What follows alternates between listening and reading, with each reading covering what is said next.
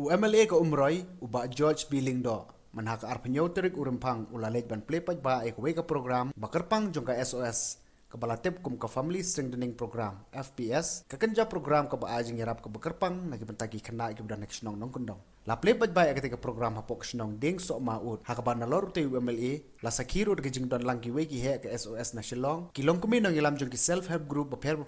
kirang basnong kiri rong ba kathan lambat ki khana school kajing plepaj ba ek program kadai ka jaka ka balalong pedangi bobon tiliki snong ki brona ka than ki ba kanto be ka snong mensan pentor kti maukem mau besen bat kasnong so riublay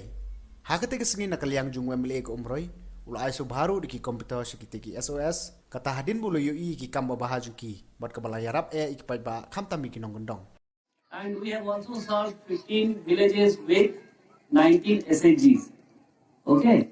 and during this period we will do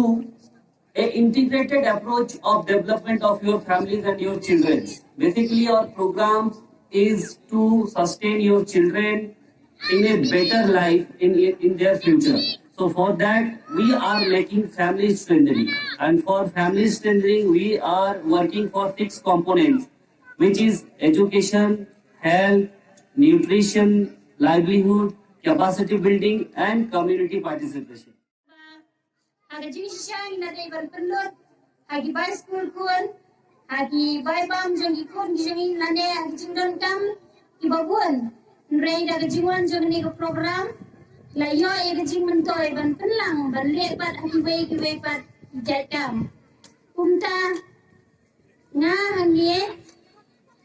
nga wan ya kaban ongap den jongki. Ba kalalong ka jing mentoy yang ang isimet dan yang bagi ni kiparlok jangaru agini kupon ibedon dia sakilang ya kini ya baik layo ya jing mentoy nang bajang gini ke program kedung joro nawan ya kaban ong del jang piru agini ke snong ba hindan kata kemensiam ida ka jing ya kaban piang songha ya kini ke program nang ka makiru iway pini ya yo ya jing mentoy Member jong kini ke program.